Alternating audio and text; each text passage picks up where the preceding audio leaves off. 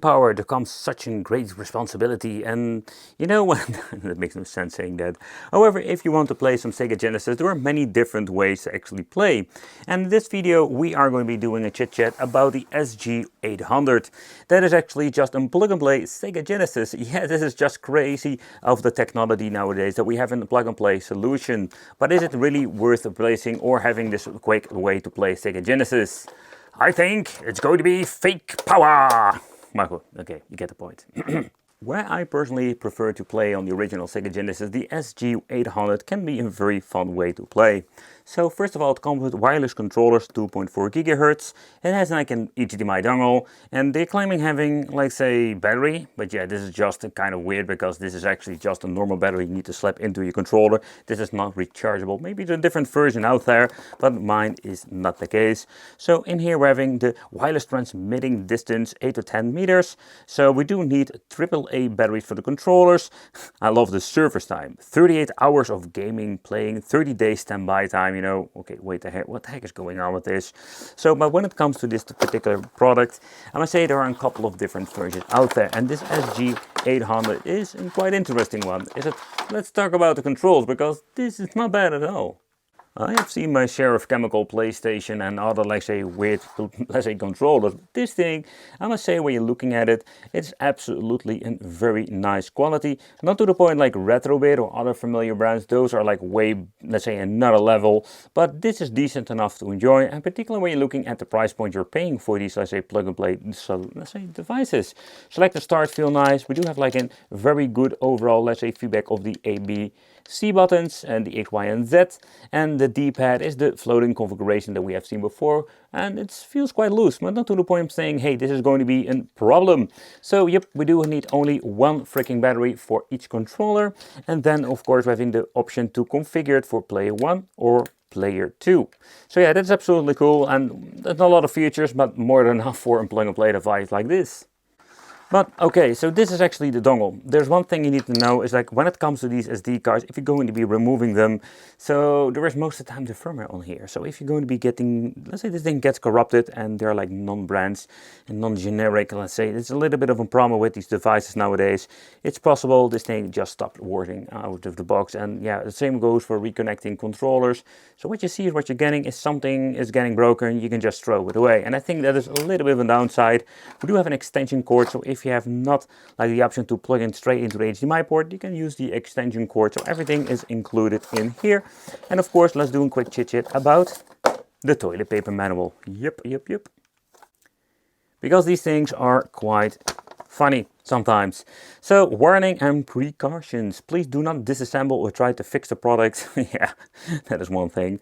So, but also explanation about everything, battery installing. It's like select the start, we're going back to the main menu and everything else. Yeah, it's not a bad manual. I will not use it like toilet paper because man, you will get paper cuts in your butts. Alright. And before I completely forgot is that when you're going to be plugging this in your monitor, this is not, let's say, hey, I'm ready to go. Nope. We need ourselves like a micro USB cable. And I have no idea where mine is, but let's grab another one from the storage. And that is the result. So we're going to be plugging this thing into a USB device. So having over here just a normal charger. Oh, it's ready booted up. Woo, there we go. What is this cord, by the way? Oh, it's my camera charger. Okay, whatever. So let's go, let's turn this monitor around and let's see what are we going to get. So one of the things they absolutely improved is the menu itself, where this funky music has been implemented in many cheap devices, including, I think it's also called the SF2000. But you can see all kinds of different categories. We over having here the sport, action, fighting. Even Famicom games are even the option for being emulated on the stick. Puzzle, adventure, you name it, it's all possible with this awesome stick. However, how is the overall emulation? That is more of a question, because that is some of the parts they completely mess up when it comes to that. But let's have some fun and let's take a close look at it. So we're having over here shooting. Let's take a close look at the shooting list. Let's load it up. I love when they're having this tiny screenshot. The list is absolutely cool. We do have, and this is some of the things I love about it, we're having the option for the alphabetic order. The unfortunate part is that we're having some missing there's a missing thumbnail, so that's quite a little bit of a bummer. But Control 1, 2, 3, I'm guessing this is going to be the NES games or some clone weird ones. Demolition, X-Go SWAT, and you know, it's a lot of fun to just check out, look at the pictures to see what is going on and to see what kind of games. Let's press select, go back to the fighting. Art of Fighting, Brutal, Paw and Fury. So far, I'm just going to be honest, I have no idea like how big the library is from the Genesis and Mega Drive. You have, of course, different regions. But when it comes to this, I think most of the games are actually on here. So the list is quite massive. Puzzle. The only thing they do mess up is the overall list when it comes to this. Like within Puzzle, okay, Columns 2 is a puzzle game. Clue, Bomb Boy. So you find sometimes a very strange games on this, like Devil Crash MD is actually more like a pinball. It's not like a puzzle game, you know, stuff like that. But let's do a quick overview. Marble Madness. Let's go a little bit further to see what's going on over here. You can see we're having 145 different titles in here. 318. And that's absolutely crazy. You can, by the way, slow down the video if you want to look into the list itself. So we do have, oh yeah, here's Golden Age 1, 2, 3, all kinds of familiar games, so that is absolutely cool. Pirates Gold, okay. Let's see if all the Sonic 1, Pinball. Well, that's kind of it. You have Knuckles, but not Sonic 3 and Knuckles. You know, like sometimes some of the combinations are completely forgotten. But I do notice like the ones that have no screenshot, they're like all of the NES parts. And of course the sport list, another 200 plus games.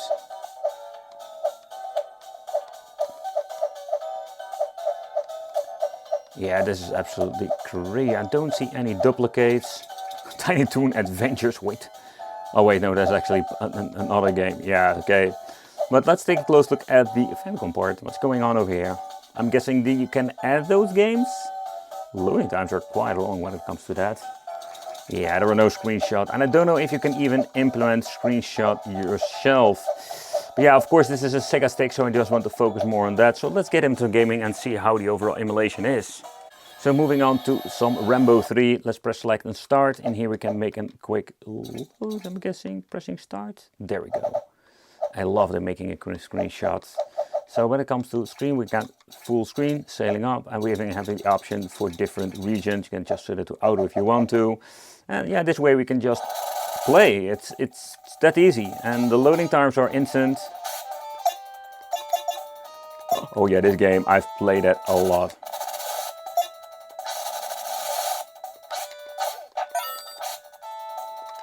But just keep stepping in when he's stepping out. Come on.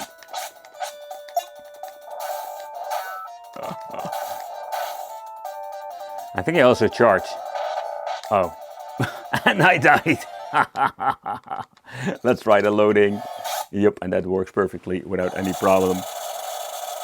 So let's get ready with some Smash TV. So let's do something wicked. Let's connect ourselves the second controller. Let's put in the battery. Let's configure this to controller number 2. Yep, that's something set right. Number 1, number 2. Let's see if we can choose, let's see, 1 player, 2 controllers. I love that option. It's so much fun. Yeah, I'm absolutely going to be needing it. But the question remains, like, are we going to be having both D-pads now? Seriously, I've never done it on the Sega Genesis. I tried it some time with the NES plug-and-play device. Okay, I'm guessing I can rock with this. Let's see. Okay, I need to hold. Okay. Oh yeah, that's the way how we need to go. Okay, it's not like really comfortable to play because we need to hold both controllers like this. It would be cool if you can just hold the control like that, but that's not going to be working. So it's also a great test to check out the input of the second controller. But that's not. Yeah, mini spread shot. But I already mentioned before, it's like the controllers are super responsive, but also the D-pad is very comfortable to play. So that part seems to be working fine. Let's move to another game. I always wanted to check this game out on the Sega Genesis. 1, 2, 3, let's go! Oh man, the Neo Geo version is so much better, of course, but I must say that I can really enjoy myself some Viewpoint. This is such a difficult game. Well, let's see, can I use the super? Well, I must say that this port of the Neo Geo system is not bad as well, and the audio itself sounds absolutely great.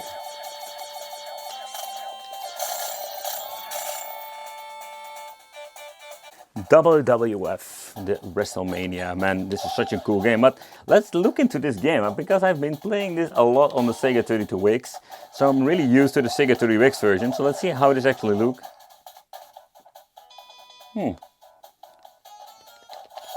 Yeah, of course the 32X is better, but I must say that the original 16-bit version is not bad itself.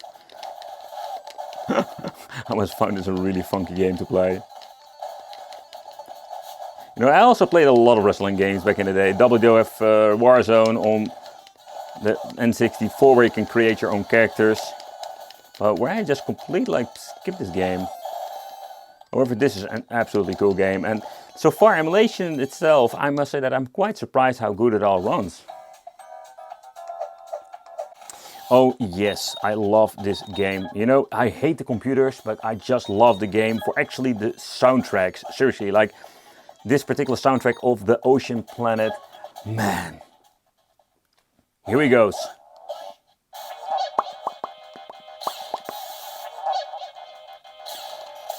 Okay, so this is also the ultimate D-pad test. Let's see if this thing is going to be responding as I should be. Oh. See, that's why I say this is a good control, but not the best one.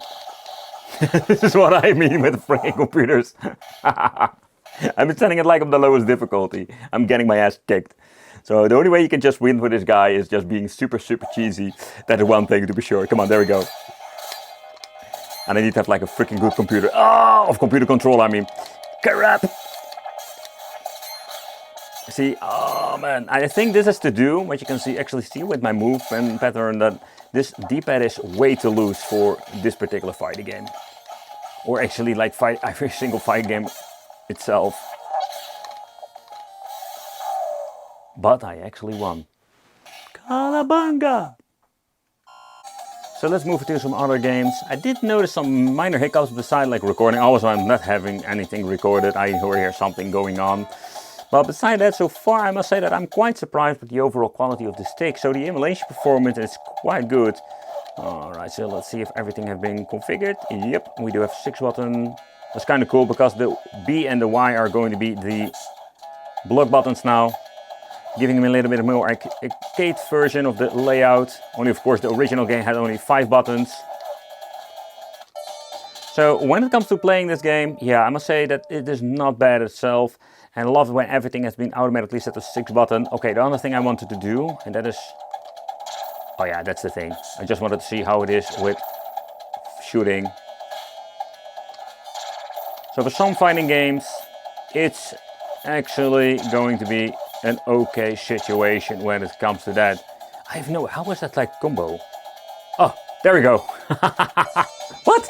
Oh crap, I forgot to put in the code.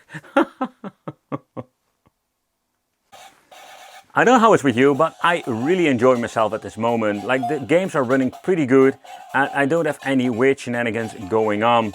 But let's get in some Street Racer, another, let's say, knockoff from, of course, the Mario Kart franchise.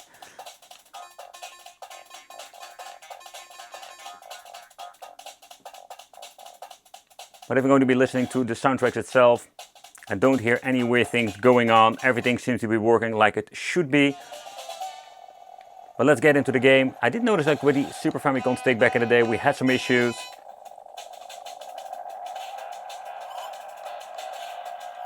Let's see how it is with the controls. I don't see any weird thing going on.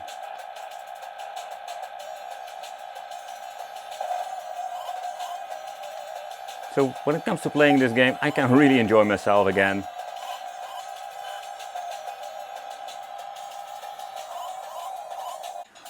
Toe Jam and Earl, well, what a cool game this is. Absolutely one of those hidden gems. If you've never heard of it, you should check it out. This was absolutely a really fun cooperative game you can play together with your friends. The old school days, man, where you're going to be having some couch gaming.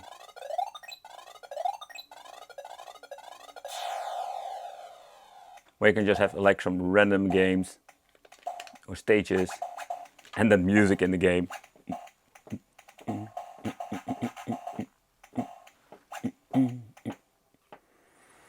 Ship piece here. We're going to be finding all of the parts of the ship that we have lost. Okay, cool.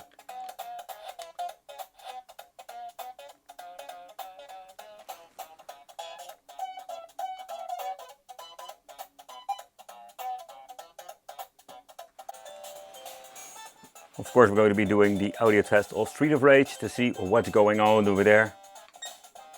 Yeah, so far. Most of the time it's really obvious when it comes to these clone systems. Okay, that's kind of cool. Let's move on. You know what's kind of cool? If they're going to be implementing, let's say, the hacked version of the games, like having Street Fighter characters inside of the Street of Rage series. There are a gazillion of those clone game system improved versions. They're able to have like an awesome, let's say, extra category. Of course, we can always try to add them through a special folder, but it's more fun if they would like implement it. So we have all those weird shenanigans. And there was even an improved version out there, like the Super Mortal Kombat completed the trilogy version. There are so many games out there that are a lot of fun to revisit or actually like check out. And there is also no surf function. Yeah. But let's do a quick look into the NES part. I just wanted to see if it's going to be booting up and how does it actually work out. Man, we have seen some weird shit going on over here. But yeah, Angry Birds on the NES. It was like some weird homebrew game.